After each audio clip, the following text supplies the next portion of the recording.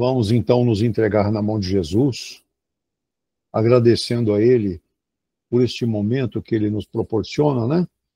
De estarmos aqui unidos com pensamentos de amor, de carinho, de caridade a todos os nossos irmãos que atravessam dificuldades, né?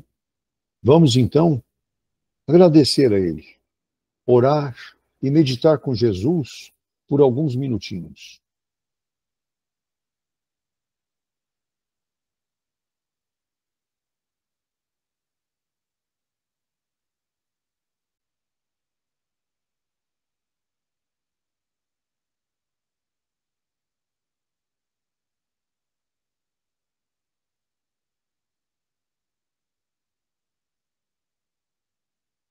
Muito bom, maravilhoso.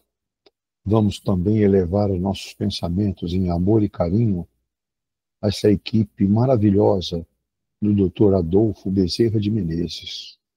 Está sempre junto de nós, trazendo conforto para todas as nossas necessidades. Que Jesus os ilumine e os abençoe cada vez mais. Né? Muito bem. Hoje nós vamos iniciar o capítulo 4. E o capítulo 4 nos traz: ninguém pode ver o reino de Deus se não nascer de novo. Alguns de vocês já tiveram a oportunidade, há uma semana atrás, né? Estudamos na quarta-feira a lição 56 do Fonte Viva, que fala justamente sobre isso. Renasce agora. Então nós vamos rememorizar um pouco, quem participou no encontro, vamos rememorizar alguns conceitos, né? E os ensinamentos que nos traz esse início do capítulo 4. Hoje nós vamos ler o item 1, 2 e 3. Então, o capítulo 3, no item 1, nos diz assim, ó. Jesus, tendo vindo para os lados de Cesareia de Filipe, interrogou seus discípulos e lhes disse: que dizem os homens quanto ao Filho do Homem? Quem dizem quem eu sou? Eles lhe responderam: alguns dizem que sois João Batista, outros Elias, outros Jeremias ou alguns dos profetas. Jesus lhe disse: é vós outros quem dizeis que eu sou. Simão Pedro, tomando a palavra, lhe disse: vós sois o Cristo, o Filho de Deus vivo. E Jesus lhe respondeu: sois bem-aventurado, Simão, filho de Jonas, porque não foi nem a carne, nem o sangue que vos revelaram isso, mas meu Pai que está nos céus. Em São Mateus, capítulo 16, versículo 13 a 17. Em São Marcos, no capítulo 8, de versículos de 27 a 30. Item 2.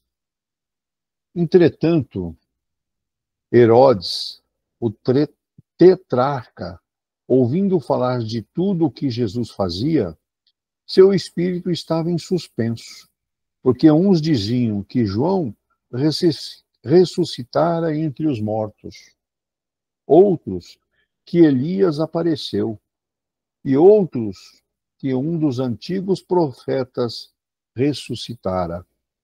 Então Herodes disse: eu fiz cortar a cabeça de João, mas quem é este de quem ouve falar tão grandes coisas? E ele tinha vontade de vê-lo. São Mateus, no capítulo 6, versículos de 14 e 15. E São Lucas, no capítulo 9, versículos 7, 8 e 9. Item 3. Após a transfiguração, seus discípulos o interrogaram, dizendo: por que, pois, os escribas dizem que é preciso que Elias venha antes. Mas Jesus lhe respondeu: é verdade que Elias deve vir e restabelecer todas as coisas. Mas eu vos declaro que Elias já veio e não o conheceram, mas o trataram como lhes aprouve. É assim que eles farão sofrer o Filho do Homem. Então seus discípulos compreenderam que era de João Batista que lhes havia falado. São Mateus, capítulo 17, versículos de 10 a 13, e São Marcos, no capítulo 9, versículos 11, 12 e 13. Muito bom. Então está aí um pouco dessa mensagem que nos traz o capítulo 4, né?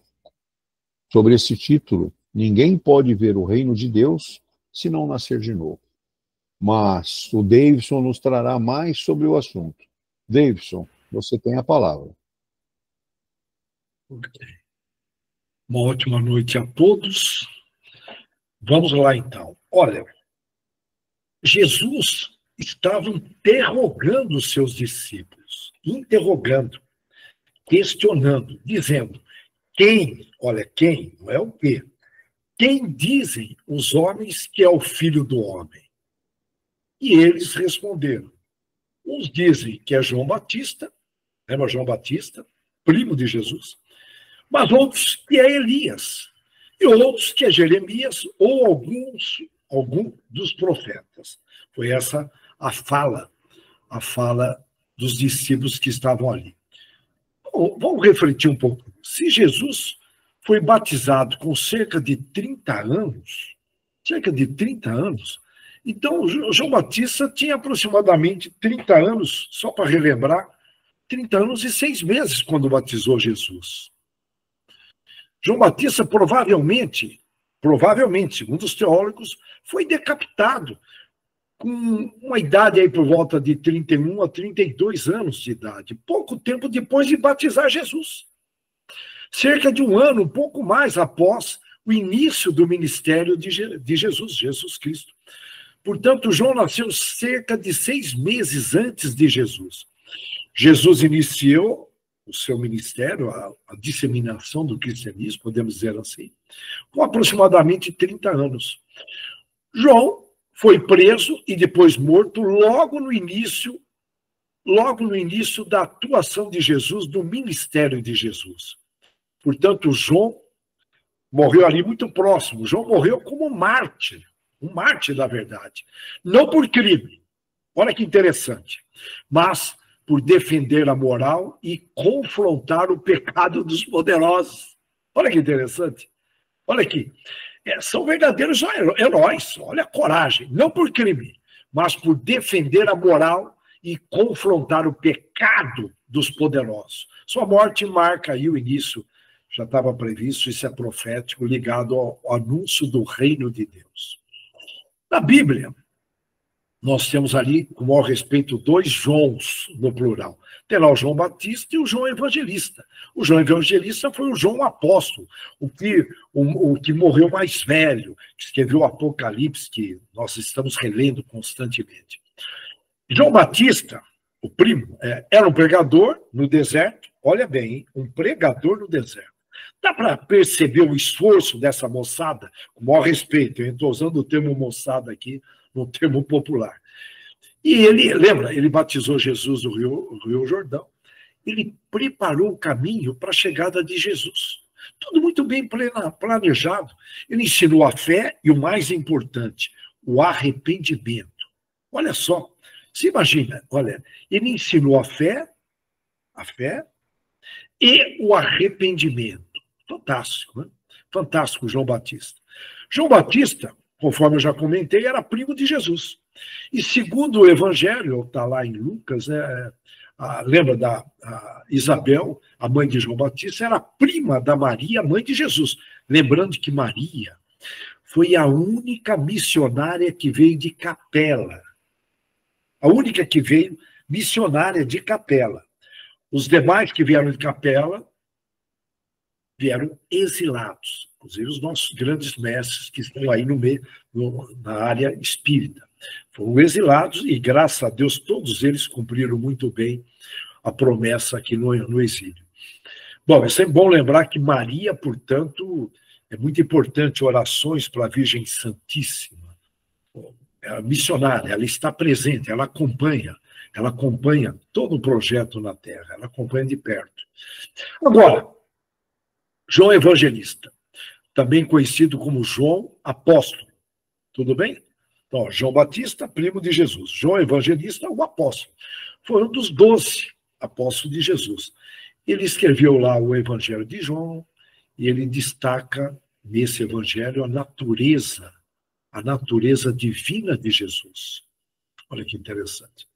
Já o profeta Elias, que foi mencionado, nós temos que olhar com muito carinho esses profetas, porque tudo que eles falaram tem tudo a ver com o que está acontecendo nos dias atuais. Tudinho.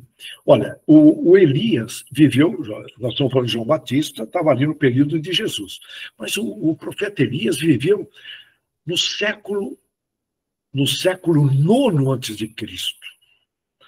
Ano 800, podemos dizer, né? Fica mais fácil a gente perceber. Antes de Cristo. Nem Sócrates tinha nascido, só para ter uma noção. E ele vivenciou durante o período ali do reino do norte de Israel, após aquela divisão do reino em Judá, no sul, e Israel, no norte. Elias, na Bíblia, foi um importante profeta do Velho Testamento. Ele ficou conhecido pela sua coragem e fé em Deus. Vou repetir. Coragem e fé em Deus. Eu vou repetir novamente. Coragem e fé em Deus. É raro ver no planeta Terra hoje, especialmente durante aquela época. Dá para imaginar? É que a gente não tem noção. A gente olha, hoje esse mundão, a gente olha para o Brasil com esse alto índice de insegurança, os riscos, cidades como Salvador, assustadora, Rio de Janeiro, meu Deus, São Paulo um pouquinho menos, mas, enfim. Mas dá para imaginar naquela época, era muita coragem. E na época tinha idolatria no reino de Israel, a idolatria, e Elias viveu nesse reino durante o reinado de Acabe, um rei que permitiu a adoração a Baal, um deus pagão. Olha que interessante. Eles vieram de capela, mas você vê que tinha influência, não é possível, de capela. Eles acreditavam no Deus único, mas aqui eu não vou mergulhar. Portanto, um povo que já vinha com determinado conhecimento. Eu falar sabedoria, eu não poderia usar esse termo, seria inadequado. Elias, ele foi um defensor da oração a Deus naquela época. Também veio de capela, tudo leva a crer. E denunciou essa idolatria e as injustiças sociais do povo. Corajoso. Hoje o povo vê lá as injustiças, mas toca na boa, filas no INSS, aí vai. É para refletir. Provocou milagres como o fogo. Lembra que ele chamou o fogo que veio do céu, provando que Deus de Israel era o verdadeiro Deus. Eu estou trazendo um pouco em detalhes, porque não podemos passar por despercebido essas grandes personagens enviadas por Deus para cá. E ele demonstrou o poder de Deus sobre os falsos deuses. Desafiou os profetas de Baal. Baal se referia a um grupo de líderes religiosos mencionado na Bíblia, que serviam Deus pagão. Então ele enfrentou. Elias é considerado um dos maiores profetas da história de Israel. Eu volto a enfatizar, um modelo de ser humano. Sua história inspirou muitos outros profetas, inclusive no Novo Testamento. O nome dele é muito citado. Ele foi levantado por Deus, foi apontado por Deus como a voz profética do confronto, chamando o povo ao arrependimento e à fidelidade ao Deus verdadeiro. E aí os seus episódios, as suas profecias, o período que ele atuou, vamos chamar do ministério dele, foi marcante, considerando aquele período de 3 anos de seca. E tem ali, ele fez um milagre que eu não vejo mais nos meios evangélicos, talvez católicos, mas muito mais evangélicos, eles comentam. No meio espírita não se comenta. O milagre da multiplicação do azeite e da farinha. Vocês já ouviram no meio espírita? Ninguém fala na multiplicação do azeite e da farinha. Eu, pelo menos, nunca ouvi. Olha, eu estou há muitos anos aí no pedaço, assistindo palestra, ouvindo, estudando, não se fala. Mas vou explicar. E mesmo a ressurreição do filho da viúva, portanto, ele tem uma presença marcante. E a sua ascensão ao céu e um redemoinho, sem experimentar a morte. Isso aí dá uma conversa danada, eu não vou poder dizer muito. Mas o milagre da multiplicação do azeite e da farinha, que foi realizado por Elias, está registrado lá em Reis, tá? Carta 1, Reis. Enfim, eu vou citar aqui, está lá, capítulo 17, de 8 a 16, se eu não me engano. E é uma história poderosíssima de fé, de provisão e de obediência. Olha, durante aquele período de seca e fome severa, que nós, aqui, pelo menos aqui no Sudeste, nós nunca passamos, Centro-Oeste, o Nordeste passa. Durante aquele período de seca e fome severa em Israel, não dá para eu fazer comparações com o Nordeste brasileiro. Mas causada ali por um juízo de Deus, segundo está lá no Velho Testamento, Deus manda Elias ir a Sarapeta, uma cidade fora de Israel, onde uma viúva muito pobre cuidaria dele. Olha, e ele, obediente a Deus, ele foi ao encontro dessa viúva.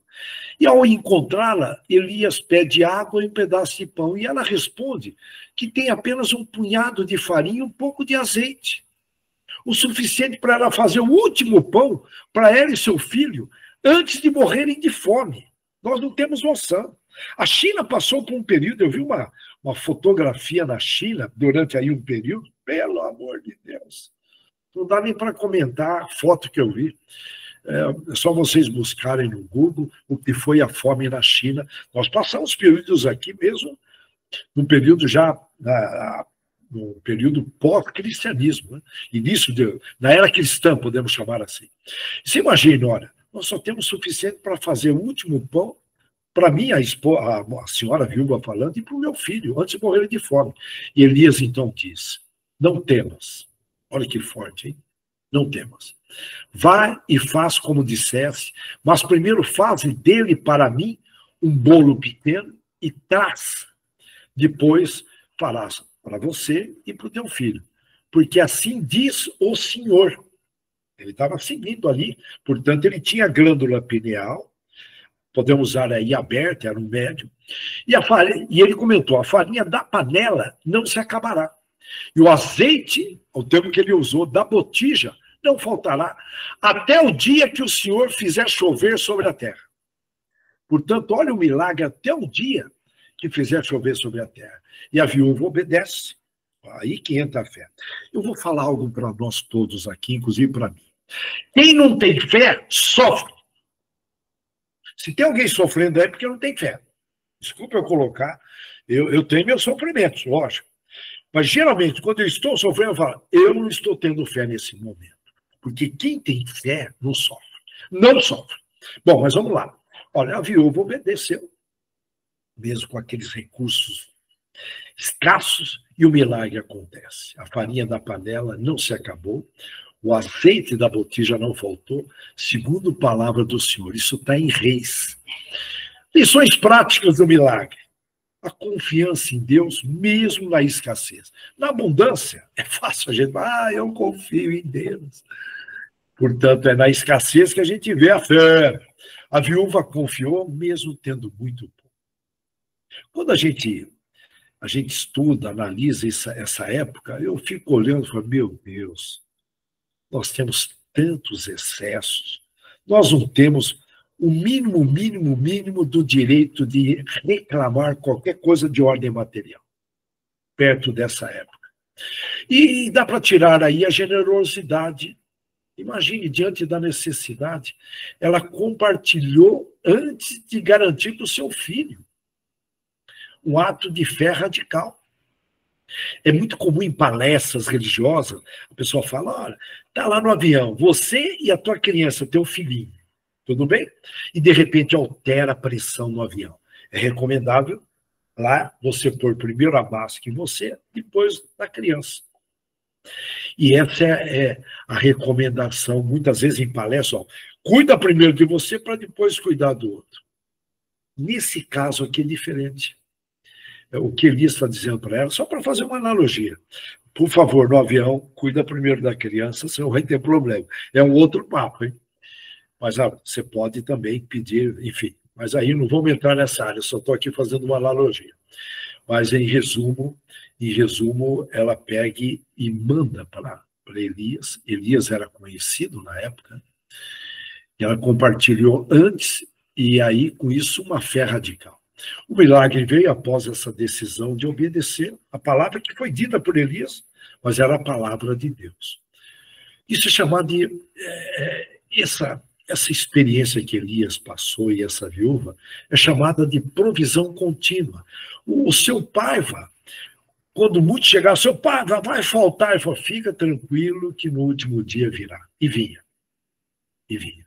Seu Paiva, para quem não é de Bauru, cuidava da Casa da Criança e Hospital Psiquiátrico na cidade de Bauru, no interior do estado de São Paulo. Portanto, tem a ver com quem tem a ver? Para pensar. A provisão contínua. Com o pão nosso de cada dia. Que não é só o alimento material, mas o alimento espiritual. Para a gente pensar no bem, sentir no bem, falar no bem, agir no bem. No Antigo Testamento, os profetas são categorizados em dois grupos. Vamos relembrar. Os profetas maiores e os profetas menores. Os profetas maiores são Isaías, Jeremias, olha aí, Isaías, Jeremias, Ezequiel e Daniel. Os profetas maiores. Ok? E os profetas menores são os 12 que são comentados. E isto no Antigo Testamento. Elias surge no Novo Testamento. É importante isso para não surgir dúvida. E é falado no texto inicial em Jeremias. Nós temos que mergulhar nessas personagens. Nós temos que aprender muito com eles. Foram precursores do cristianismo. Vieram preparando o cristianismo. Como Confúcio, Buda e outros que vieram. O próprio Sócrates foi um precursor do cristianismo na Europa, o Sócrates. Bom, Jeremias, ele ficou conhecido por uma mensagem de muita advertência e arrependimento. E também por escrever o livro de Lamentações.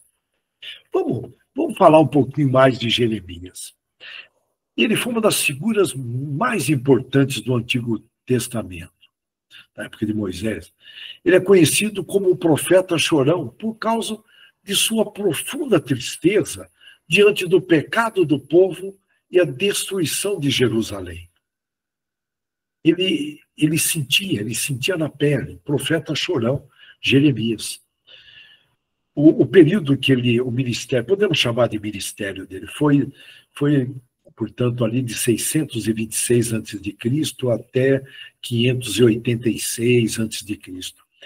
E ele profetizou durante os reinados dos últimos reis de Judá, especialmente no período de crise nacional, crise lá daquela época de Israel, que culminou com a queda de Jerusalém e o exílio babilônico. Lembra do exílio babilônico? É a profecia que disse que o povo de Judá seria exilado na Babilônia por 70 anos, devido à sua desobediência, e que depois Deus provocaria uma restauração. Batata. Essa profecia aconteceu. Você vê que existe um planejamento, por isso que a gente tem que ficar de olho no Apocalipse de João. As profecias geralmente são alertas, não são determinísticas, vamos usar o termo. Então nós temos que ficar de olho, reler o Apocalipse de João e até entender tudo isso que está acontecendo aí. O exílio, esse exílio babilônico, ocorreu aí de 605 a.C.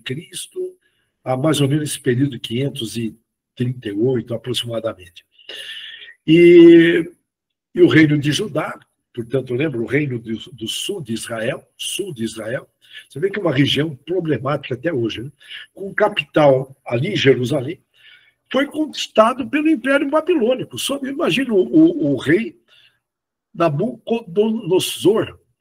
Tem histórias de reencarnação do Nabucodonosor, tem várias histórias aí, mas eu não vou dizer muito em algumas psicografias escritas. E a queda de Jerusalém, com a destruição do Templo de Salomão. Portanto, é um período aí muito delicado e, lógico, depois foi permitido o retorno dos judeus. Os judeus sofreram muito. Foi a primeira legião a ser escravizada, os hebreus. E um detalhe, que tem muita gente que fala, esse povo não progrediu porque foram escravos. Opa, você vê que hoje, quem são os judeus no planeta Terra? Né? Esse pessoal sofreu, mas foram para cima, superaram. Tem muita gente que sofreu escravidão e tal, não justifica. O esforço, tudo aqui na Terra é esforço. É esforço. Eu vou viajar um pouquinho aqui na questão do esforço. Você vê que Albert Einstein fala que não existe a escuridão, é a ausência de luz. Mas a escuridão, ela não faz nenhum esforço para ser escuro. Já a luz tem que fazer esforço para ser luz. Então, se for ver bem, eu paro para pensar, se for ver bem, na fala do Albert Einstein, não existe escuridão, é ausência de luz. Na realidade, talvez seja até o contrário. Porque a escuridão está lá, é da natureza. Ela está lá paradinha. Se não tiver o esforço, não tem luz, não ilumina. Portanto, eu estou falando aqui meritocracia. Tem que merecer. E tem gente que quer que venha na faixa, com inveja, quer que isto, quer aquilo. Não tem essa. E tem muita gente encostada nesse planeta. E, logicamente, estão brincando com as leis de Deus. Né? Brincando com as leis de Deus. Então, quando eu olho para esse primeiro grupo de escravos que foram os hebreus, olha quem são eles hoje. Praticamente dominam o planeta. Passaram por aquela situação na Alemanha, na Segunda Guerra Mundial. Olha, estão aí, meu. É uma coisa incrível, né? Nós temos que aprender com esses irmãozinhos. O exílio, por favor, com o maior respeito, temos que aprender com todos. Mas fica aí um exemplo. O exílio, eu estou aqui, por favor, mas quem sou eu? Eu estou aqui trazendo a ideia da importância do esforço. Tudo é esforço. Inclusive o universo, nesse momento, todos os movimentos dos sistemas, com os planetas, dos aglomerados de galáxias, está tudo com muito esforço. Com muita força, muita energia. Bom, mas vamos lá. O exílio foi visto como um castigo por causa da idolatria, lembra lá? Idolatria, injustiça social e rejeição da aliança com Deus. Bom, mas vamos lá. A nível de esperança, vamos tirar proveito do texto. Mesmo em meio ao castigo, Deus manteve sua fidelidade e prometeu trazer o povo de volta, um sinal de graça e renovação da aliança. Você sabe que, quando eu estudo esse tipo de texto, eu reflito no Rio Grande do Sul. Essa enchente que teve lá. Teve um karma, eu vou usar um termo oriental, teve um karma ali. O Rio Grande do Sul tinha uma cultura no passado espetacular. De uns anos para cá, aí, não sei o que aconteceu, as lideranças mudaram totalmente. O Rio Grande do Sul se perdeu a nível de cultura. E a gente conhece um país, uma cidade, por exemplo, se eu for para Piratininga, tem uma cultura lá. Se eu for para Piraju, tem uma cultura. Eu estou falando aqui cidades do interior. Campinas é uma outra cultura. E o Rio Grande do Sul se perdeu. E eu não tenho dúvida, eu não sei dizer se é de vidas anteriores, eu não vou usar o termo castigo, que é muito comum na Igreja Católica, mas esse karma que ocorreu ali, quando eu analiso essa situação que ocorreu, que nós estamos analisando aqui, tem tudo a ver. Tem tudo a ver. Eu tive que lembrar no Rio Grande do Sul, não tem como, né? Onde surgiu aquela... Lógico que teve um bocado de incompetência, políticos incompetentes, teve, lembra? Lá, o que segurava a represa não tinha manutenção, aquela coisa amadora, um absurdo, né? E nós vimos a consequência. E ninguém mais fala no Rio Grande do Sul. Inclusive, eles estão precisando de ajuda, mas não teve ajuda. Mas, pô, teve no início, aquilo tudo, mas sumiram todo mundo. Nós precisamos orar para o Rio Grande do Sul e, inclusive, enviar ajuda, né? Porque não teve ajuda, hein? Não teve ajuda, inclusive, do país. Estou falando do governo. O exílio, ele foi visto como um castigo, tá? Portanto, é comentado dessa forma. Bom, Jeremias nasceu numa pequena cidade próxima de Jerusalém, chamado Anatote. E ele foi chamado por Deus, olha que beleza, já bem jovem. E a missão dele era exatamente, ele cumpriu, anunciar o julgamento de Deus contra Judá, eu vou repetir, por causa da idolatria, injustiça social e desobediência espiritual, que nós já comentamos aqui várias vezes, estou repetindo, porque marcou muito, injustiça social, isso me incomoda muito. Bom, mas vamos lá. E ele advertiu sobre a destruição de Jerusalém e do templo. Ele alertou. Mas sabe como que era? Eu nasci assim, eu cresci assim. Gabriela. Quer dizer, o povo leva um time, leva um tempo para acordar. Se o povo não se arrependesse, né, tudo isso, se tivesse o povo se arrependendo e causado a mudança, talvez não teria ocorrido. Talvez não. Profecias são alertas, né? Portanto, ele chamou o povo ao arrependimento sincero e uma fé verdadeira em Deus. E ele, logicamente, enfrentou aí perseguições severas, foi preso, agredido. Vou repetir, ele foi preso, agredido e rejeitado pelos líderes religiosos e políticos da época.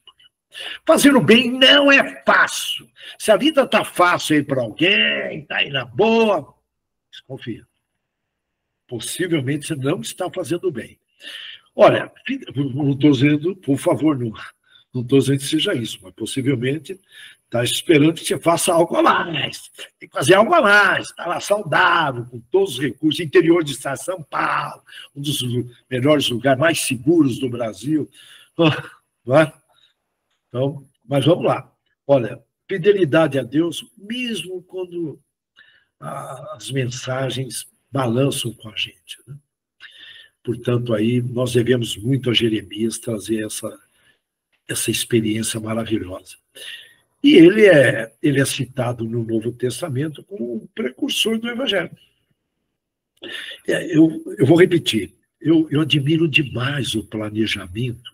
Por isso que eu digo, Deus não falha na educação, na cura e na libertação. Ele não falha. Não falha. Ele não falha, fiquem tranquilos. Aí nós sabemos que a reencarnação, nós vamos estudar possivelmente no próximo encontro, nós vamos estudar bem aí essa tal da ressurreição, que é ressurgir, e a reencarnação, que é praticamente a mesma coisa, mas vamos lá. Em suma, é uma misericórdia. Nós temos que agradecer, meu Deus do céu, temos que agradecer. E, agora, essas mensagens de Jeremias, elas mexem tanto no nível pessoal quanto no coletivo. Eu procurei dar uma pesquisada, uma olhada, como traduzir isso para a minha vida particular. Senão não vale a pena esse estudo aqui. Ler por ler não é estudar. Não é verdade? Eu sou incompleto se eu não praticar. Lembra? Nós comentamos várias vezes. Né? A teoria por si só, ela é importante, é necessária, mas precisa da prática. Então, eu procurei fazer algumas conexões. Crise, por exemplo, vamos lá, tá? Crise moral e espiritual. Jeremias denunciou a corrupção, a hipocrisia religiosa e a idolatria. Olha aí. É uma crise moral e espiritual. Moral e espiritual. Tem que denunciar. Hoje, nós temos crises éticas nos 4 cantos do planeta, religiões e mesmo na sociedade em geral. Assim como no tempo de Jeremias, muitas pessoas praticam uma fé de aparência, sem compromisso verdadeiro com justiça, amor e verdade. Sem compromisso. Opa, sem compromisso. Vai lá na missa, vai no culto, vai numa palestra espírita, toma um passe e queima o chão. Isso é religião? Não é. Não é. Não é. Não é, viu? Não é. E tem hora que eu olho a vida de Jesus na simplicidade, na humildade, nos exemplos dele, eu falando para mim mesmo, Deus, você está longe do cristianismo. Longe. É um teórico, está aí, pequenos passos, e aí o que me deixa um pouquinho tranquilo é que, graças a Deus, eu vou ter novas reencarnações. Porque, de alguma forma, a gente acaba caindo em tentações, distrações. Né? E aí eu pergunto, eu vejo muitas vezes Bom, eu já estava aqui mergulhando no verdadeiro cristão, que merece um estudo a qualquer momento a gente fazer. E, portanto, aí muita gente se diz cristão, mas não consegue cumprir, nem cumprir o que promete. Lógico, o Pai Nosso ele é completo, né? Mas, enfim, nós temos que refletir. Vamos lá. De alguma forma, Jeremias ele fala em justiça social negligenciada. O que ele está querendo dizer? Ele denunciou os líderes que exploravam os pobres, órfãos e viúvas na época. Ele denunciou. Homem de coragem. Hoje ainda enfrentamos essa desigualdade social, racismo, exploração, sistemas econômicos injustos. O que está sendo feito na África, acompanhe, pesquise, eu não vou poder desviar. Países que exploram, sempre teve a exploração. Se eu pegar meu tataravô, que veio da Europa, possivelmente eu não posso julgar, porque está na minha família, né? Com certeza. Naquela época eles eram exploradores, isso dá uma conversa maravilhosa. Então, vejam bem, mesmo explorações aí em países aí da América Latina, tem de tudo. Do Oriente, então, meu Deus.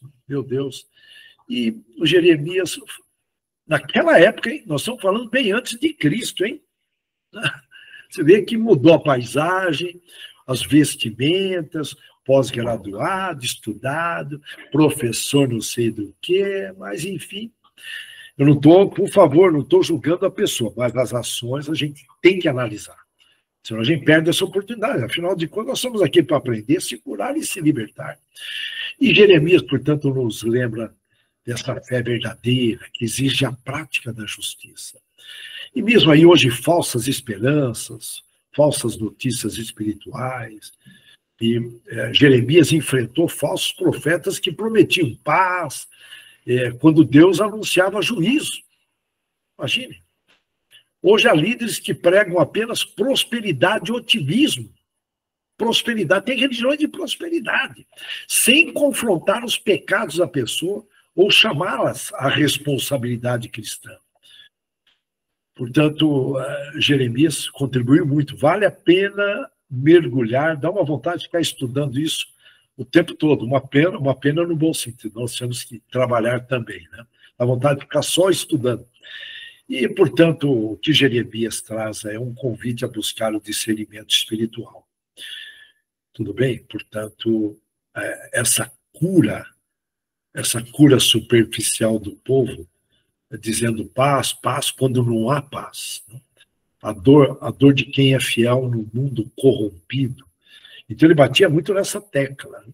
Nós estamos vendo nos Estados Unidos ali a corrupção no país de primeiro mundo. Terceiro mundo é normal. É normal, infelizmente, eu tenho que falar que é normal no país de primeiro mundo. Eu fiquei estupefato. Né? Mudou muito os Estados Unidos da década de 80 para cá, mudou muito.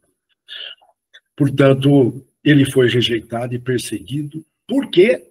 Porque ele falou a verdade. Pessoas que se posicionam com ética, justiça e fé, muitas vezes enfrentam zombaria ou exclusão. Enfrentam. Portanto, esperança em meio... Ele trouxe esperança no meio de tudo isso, mesmo diante de destruições. E ele anunciou a importância da aliança com Deus, do relacionamento pessoal com Deus. Hoje, em tempos de crise, com pandemia, guerras, colapsos sociais, há uma sede por sentido e renovação, uma sede muito grande por sentido e renovação espiritual. E o Brasil tem uma missão nobre nessa área. E ele aponta Jeremias, naquela época, para a esperança futura, não apenas para juízo, né? Eu digo julgamento. E ele põe a lei de Deus no íntimo dele. Fantástico, Jeremias. Bom, portanto, a mensagem, eu estou falando bastante de Jeremias porque merece a gente estudar Jeremias. Ele nos desafia a viver com integridade, sensibilidade social e uma profundidade espiritual fora do comum. E aí, tem algumas... Eu falei, pô, como nós podemos levar isso para alguma prática? Refletindo, nós temos tudo para fazer isso, baseado em Santo Agostinho, nos profetas, em Jesus. Nós podemos examinar nossa conduta e as nossas motivações diariamente. É uma prática, olha. Tudo bem? Vamos dizer, né? O diário do coração. Nós podemos chamar isso de diário do coração. Está buscando um nome, mas tem tudo a ver. Separe 10 minutos por dia, durante uma semana, para escrever sobre os seus pensamentos, atitudes e decisões. O que são 10 minutos no dia? Desliga o celular, TV, desliga. Escreva por 10 minutos no dia quais são os seus pensamentos, o que você fez, decisões, por que você procedeu dessa forma. E pergunte a si mesmo, o que tem me guiado nessas escolhas ultimamente? Nós, espíritas, sabemos que os obsessores estão aí, ó, de olho, buscando oportunidade para nos prejudicar. E o que me motiva hoje de verdade? O que me faz mover? Ore pedindo a Deus que revele áreas que você precisa mudar em si. Escolha também nessa linha da justiça social, que eu chamo de oportunidades que nós temos aí para praticar a caridade. Escolha um gesto concreto, mas concreto, para ajudar alguém, praticar uma caridade. Tipo, doar alimentos, ajudar um imigrante que vieram até para o sul, sudeste, e de repente ouvir, simplesmente ouvir, não precisa dar conselho, alguém que esteja passando por dificuldade. Agora, isso tem que estar escrito para você se lembrar. Você vai estar praticando justiça social. E é isso que Jesus espera de nós. Prática, prática, prática. Nós já passamos por mais de 170 reencarnações. Essa conversa nossa aqui nós já ouvimos várias vezes. E, se possível, se envolver com uma instituição. Quando falo em ONG, dá até arrepio no Brasil, né? Considerando aí tudo que nós vimos, mas, de repente, buscar uma instituição, mesmo uma ONG, você vê se é sério ou não, né? Ou um projeto de uma igreja, uma ação comunitária, não importa. Portanto, procurar se envolver na prática do bem. E cultivar uma espiritualidade autêntica. Separe um horário fixo. Eu estou aqui reforçando, a gente bate muito nessa tecla. Separe um horário fixo no dia para meditar a Bíblia, ler o nosso Evangelho Espírita, não importa a religião, ler o material religioso e orar, além do Evangelho no lar, que a gente já faz semanalmente, pelo menos uma vez na semana. Mas separe um horário no dia, meia página que você lê já é um baita de um progresso e uma oração. Olha aí. Portanto, é praticar, é cultivar a espiritualidade. E um trecho do livro de Jeremias, que eu busquei, está lá. Está lá escrito, o que Deus está dizendo. Ele perguntava, mas o que o senhor está dizendo? E como eu posso aplicar isso na minha vida? Há algo que eu preciso mudar? Olha que legal. Quando a gente conversa nós conosco mesmo, é uma coisa maravilhosa. Nós temos que ter tempo para conversar consigo mesmo. Nós temos que arrumar esse tempo para nós. Então, vou repetir. O que Deus, quando eu falo Deus, pode ser o nosso anjo, os emissários de Deus, emissários de Jesus, pode ser o nosso anjo da guarda, não importa. O que Deus está dizendo para mim? Como eu posso colocar na prática isso na minha vida? É algo que eu preciso mudar? E com isso, nós vamos, de alguma forma, provocando melhorias, palavras positivas. E eu vou compartilhar com vocês, eu adquiri o hábito de, se eu falo uma palavra negativa, por favor, não tem nenhum estudo acadêmico.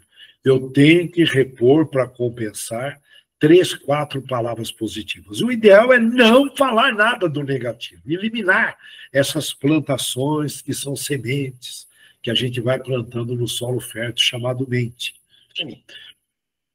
Pensamentos, sentimentos, palavras, são sementes que a gente planta, não é verdade?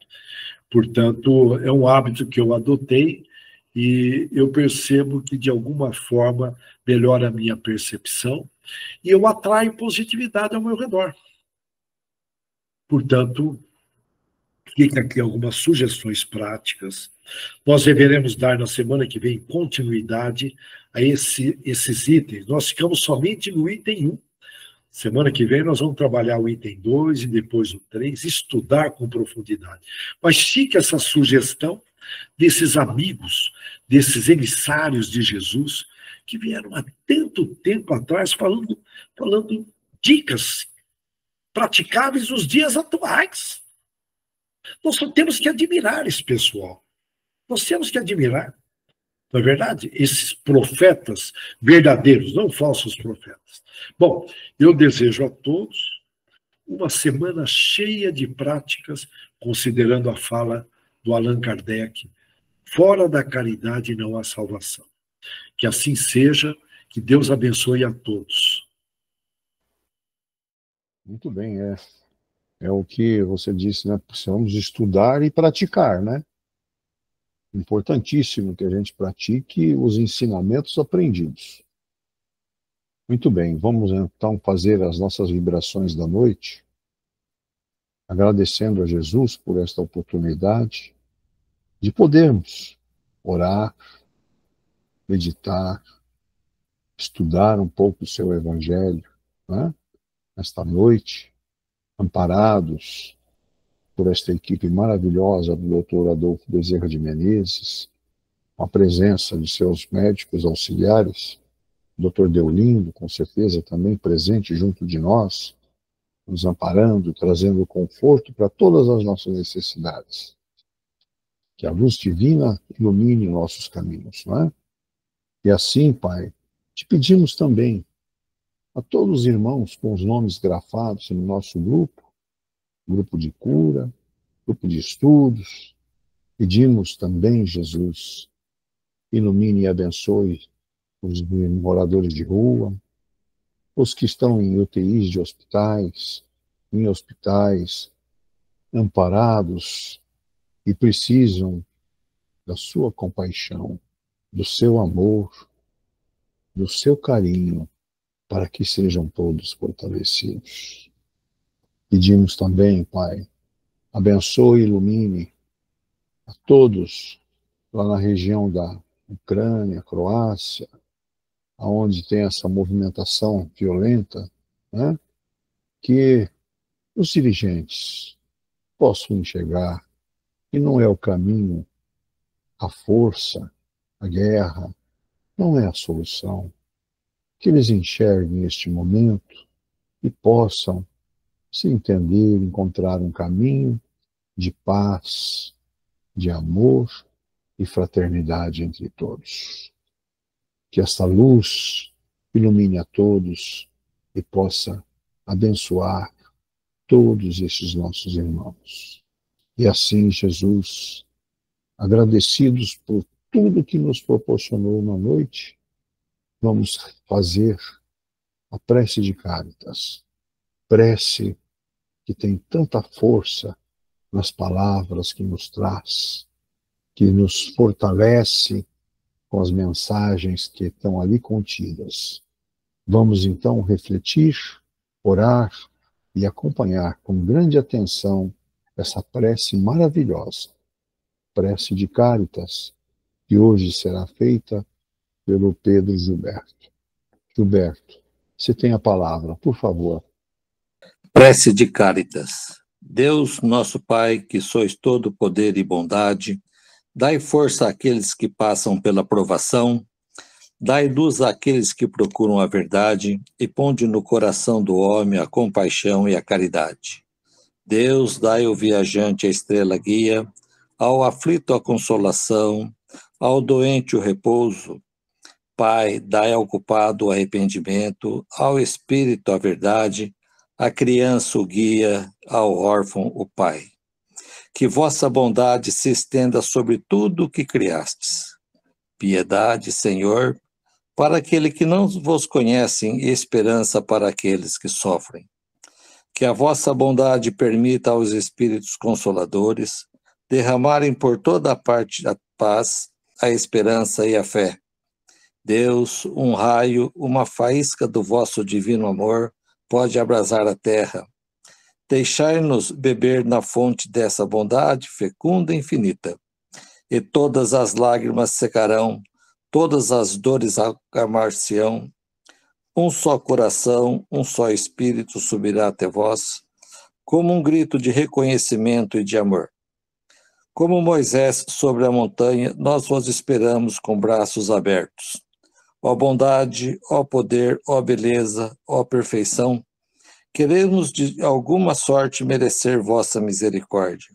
Deus, dai-nos a força no progresso de subir até vós.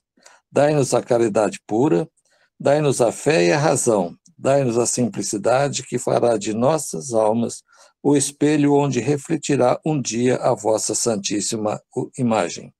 Que assim seja.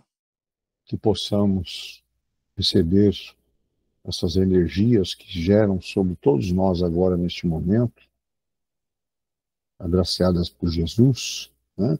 Que possamos ter uma noite reconfortante, uma noite de refazimento de todas as nossas forças, para que possamos trilhar bons caminhos no dia seguinte.